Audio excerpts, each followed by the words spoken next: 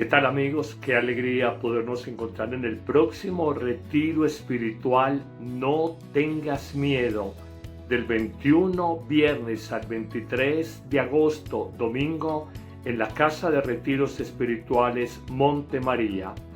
El miedo es una experiencia humana universal, tan clara que el mismo Jesucristo en Getsemaní sintió miedo, y en la hora de la muerte, las horas previas, Él se sintió de alguna manera desbordado por el peso de la pasión y muerte que venía, y nos relatan los evangelios de la pasión que vino el ángel consolador a acompañar a Jesús, tal como lo vemos en esta imagen que tengo a mis espaldas.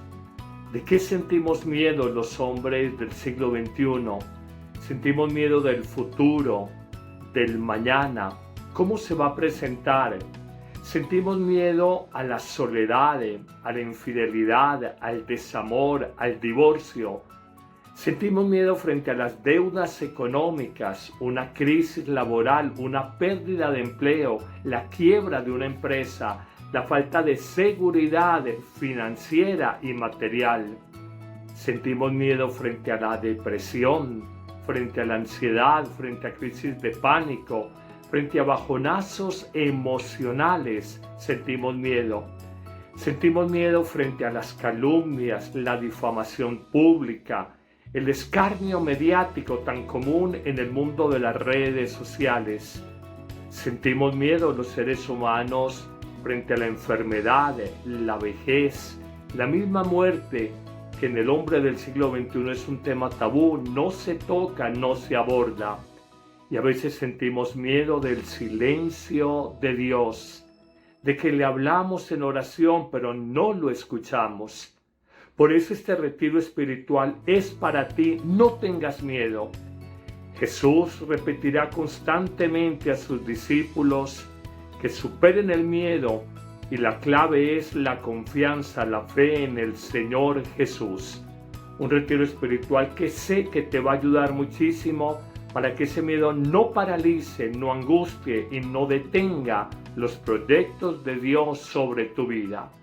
Puedes escribirnos vía WhatsApp a los teléfonos que aparecen en pantalla, y será una alegría en esta bellísima casa de encuentros, llena de naturaleza, de árboles, de montaña, de vegetación, un encuentro muy personal, muy íntimo con el Señor, pero sobre todo con nosotros mismos, para sanar esas heridas y vencer esos miedos a veces irracionales, fobias que podemos tener. Una invitación muy especial, 21 al 23 de agosto, en la Casa de Encuentros Monte María. Los esperamos.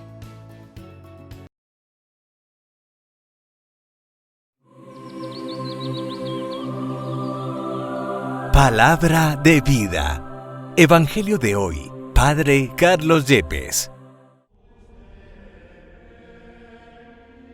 Del libro del profeta Ezequiel, capítulo 12, versículos 1 al 12. El Señor me habló y me dijo: Hijo de hombre, vives en medio de un pueblo rebelde.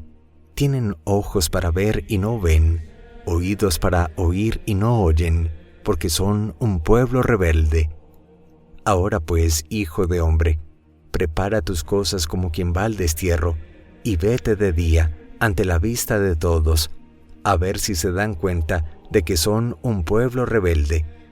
Arregla tus cosas como quien va al destierro de día, ante la vista de todos, y sal por la tarde, a la vista de todos, como salen los desterrados. Haz a la vista de todos un agujero en la pared, y sal por ahí, ante la vista de todos. Échate tus cosas al hombro, y sal en la oscuridad.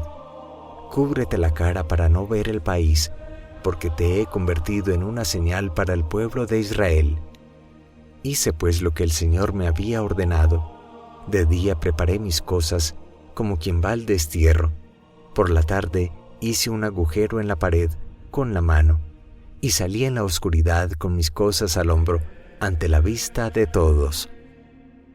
A la mañana siguiente el Señor me habló y me dijo: Hijo de hombre, ¿no te ha preguntado el pueblo de Israel, ese pueblo rebelde, ¿qué era lo que estabas haciendo?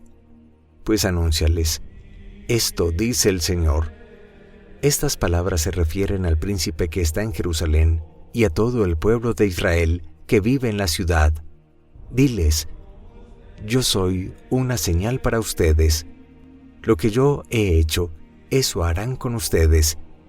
Irán cautivos al destierro, y su príncipe con sus cosas al hombro saldrá en la oscuridad. Perforarán una pared para que pueda salir, y él se cubrirá la cara para no ver el país con sus ojos. Palabra de Dios. Te alabamos, Señor. Salmo 78. Perdona a tu pueblo, Señor. Los israelitas provocaron al Dios Altísimo y se rebelaron contra Él, negándose a guardar sus preceptos. Desertaron y lo traicionaron como sus padres, fallaron como un arco mal hecho. Perdona a tu pueblo, Señor. En sus colinas lo encolerizaban, con sus oídos provocaban sus celos. Dios los oyó y se indignó, y rechazó totalmente a Israel. Perdona a tu pueblo, Señor.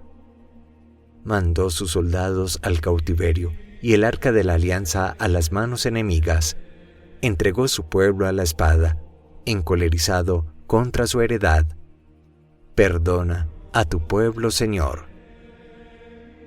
Del Santo Evangelio según San Mateo, capítulo 18, versículo 21 al capítulo 19, versículo 1. En aquel tiempo, Pedro se acercó a Jesús y le preguntó, «Si mi hermano me ofende, ¿cuántas veces tengo que perdonarlo? ¿Hasta 7 veces?» Jesús le contestó, «No solo hasta 7, sino hasta 70 veces 7». Entonces Jesús les dijo, «El reino de los cielos es semejante a un rey que quiso ajustar cuentas con sus servidores. El primero que le presentaron le debía muchos millones. Como no tenía con qué pagar, el Señor mandó que lo vendieran a él, a su mujer, a sus hijos y todas sus posesiones para saldar la deuda. El servidor, arrojándose a sus pies, le suplicaba diciendo, «Ten paciencia conmigo, y te lo pagaré todo». El rey tuvo lástima de aquel servidor, lo soltó y hasta le perdonó la deuda. Pero apenas había salido aquel servidor, se encontró con uno de sus compañeros que le debía poco dinero. Entonces lo agarró por el cuello y casi lo estrangulaba, mientras le decía, «Págame lo que me debes». El compañero se le arrodilló y le rogaba, «Ten paciencia conmigo, y te lo pagaré todo». Pero el otro no quiso escucharlo, sino que fue y lo metió en la cárcel hasta que le pagara la deuda. Al ver lo ocurrido, sus compañeros se llenaron de indignación y fueron a contarle al rey lo sucedido. Entonces el Señor lo llamó y le dijo, «Siervo malvado, te perdoné toda aquella deuda porque me lo suplicaste. ¿No debías tú también haber tenido compasión de tu compañero, como yo tuve compasión de ti?» Y el Señor, encolerizado, lo entregó a los verdugos para que no lo soltaran hasta que pagara lo que debía. Pues lo mismo hará mi Padre Celestial con ustedes, si cada cual no perdona de corazón a su hermano. Cuando Jesús terminó de hablar, salió de Galilea y fue a la región de Judea, que queda al otro lado del Jordán. Palabra del Señor. Gloria a ti, Señor Jesús. La profecía de Ezequiel en el capítulo 12 nos habla de la ceguera espiritual del pueblo de Dios que se ha vuelto una casa rebelde. En efecto, dirá el profeta, «Hijo de hombre, vives en medio de un pueblo rebelde. Tienen ojos para ver y sin embargo no ven. Tienen oídos para escuchar y sin embargo no oyen, porque son un pueblo rebelde». Y en un segundo momento se enuncia la acción de Ezequiel, empacar y estar en salida hacia el destierro. porque en el fondo quiere mostrar que la acción de Ezequiel es profética y que va en serio el juicio de Dios para que el pueblo vea que es de verdad y se convierta, y al final se muestra el destino de líderes como el rey Sedecías, cuando se habla de abrir una brecha en el muro, sacar por allí el equipaje a la vista de todos, al final ser capturado como ocurrió con el rey Sedecías más allá de su ida, y en el fondo reconocer que el castigo de Dios se va dando en la historia de un pueblo rebelde que desconoció los mandatos de amor de Dios. Con razón, nos dice el Salmo litúrgico de este día, el 77, no olviden las acciones del Señor. Abandonaron sus valientes al cautiverio, su orgullo a las manos enemigas, entregó su pueblo a la espada, encolerizado contra su heredad. Pero pasemos al Evangelio de San Mateo en el capítulo 18, cuando nos muestra una de las más impresionantes parábolas de Jesús a propósito de lo que es el perdón humano y el perdón de Dios. Y es que en la mentalidad judía se debía de perdonar hasta 3 veces a quien me ofendía, y el apóstol Pedro, permítame la expresión, sintiéndose generoso, luciéndose frente a Jesús, le dice, ya no 3 veces según la mentalidad judía, sino 7 veces. Y Jesús le dice, Pedro, no te digo que perdones 7 veces, sino hasta 70 veces 7, que no es la multiplicación aritmética de dar 490 veces, sino que es una forma simbólica para decir, se debe de perdonar siempre y se debe de perdonar con la totalidad del corazón. Aquí nos damos cuenta que el perdón de Dios es tan distinto del perdón humano que es tan medido, y es donde aparece esta célebre y magistral parábola cuando un rey quiere ajustar las deudas con uno de sus súbditos que le debía una suma absolutamente impagable, 10,000 talentos.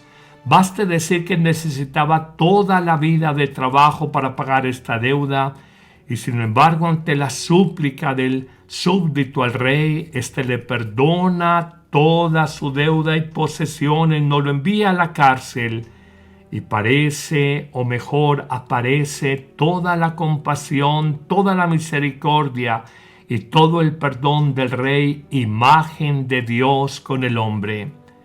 Pero viene un segundo momento donde este hombre que ha sido perdonado de todo el pecado de su vida, y lo aplicamos a Cristo y su vida entregada, su sangre derramada en la cruz, para perdonar las faltas, equívocos, oscuridades y pecados de toda nuestra existencia, este hombre que le han perdonado 10,000 talentos se encuentra con un amigo que le debe una suma pequeña, 100 denarios, y ante la súplica, perdóname esta pequeña deuda, él le dice, no te la voy a perdonar, y en la usanza de la época debe de pagar con cárcel las deudas económicas y lo hace meter en la prisión.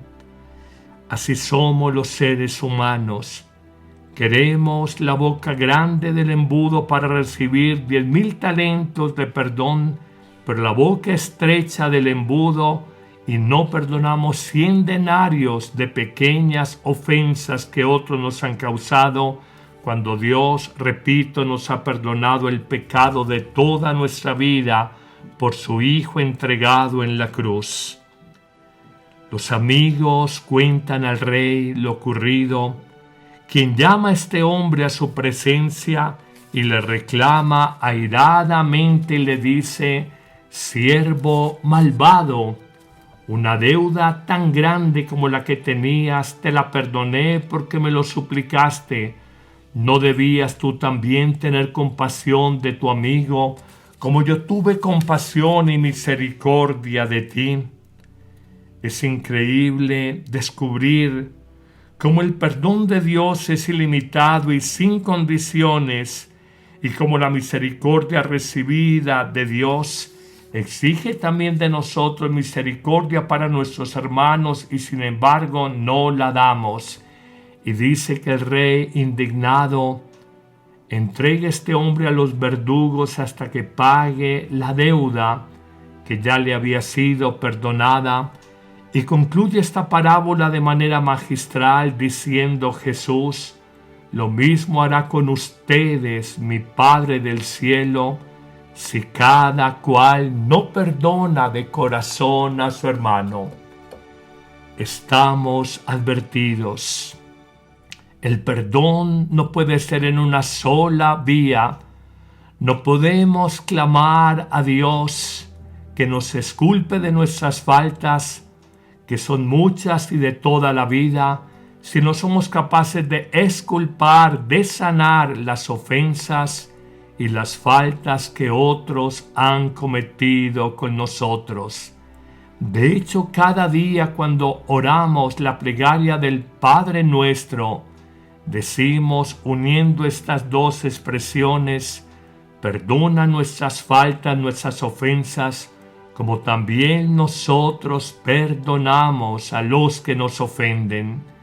Y es que si en algo es claro y tajante el mensaje de Jesús, es que no hay excepciones al camino sublime del perdón por las ofensas que otros nos hayan causado.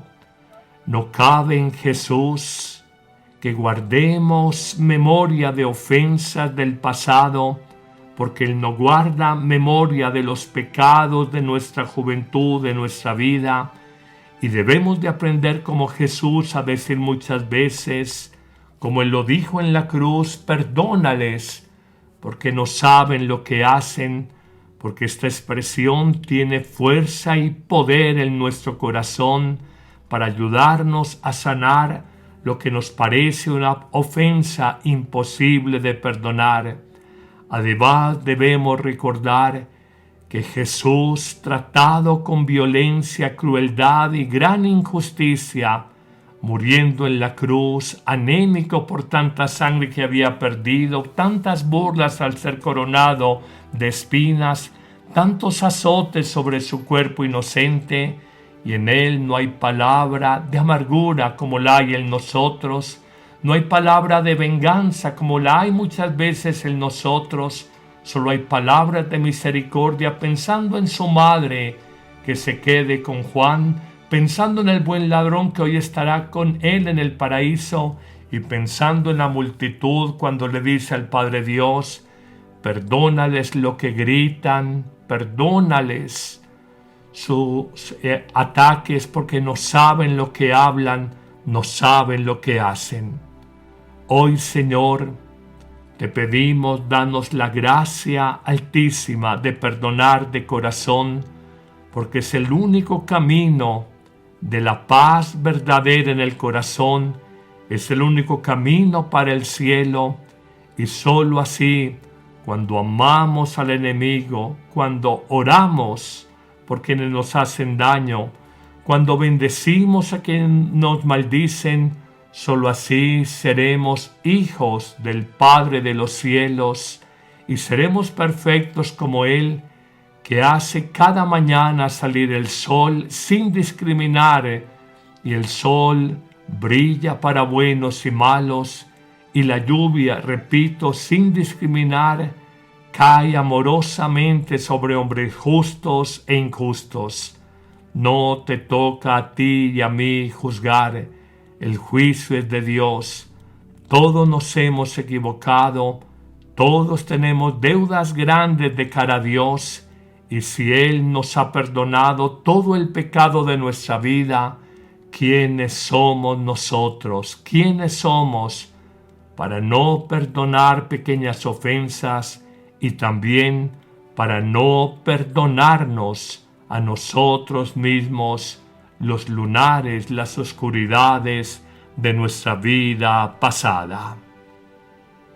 Que el Señor te bendiga en abundancia en este día, En el nombre del Padre, y del Hijo, y del Espíritu Santo. Amén.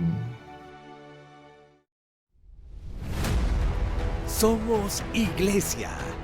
La Iglesia es el nuevo pueblo de Dios, llamado a ser la luz del mundo y la sal de la tierra.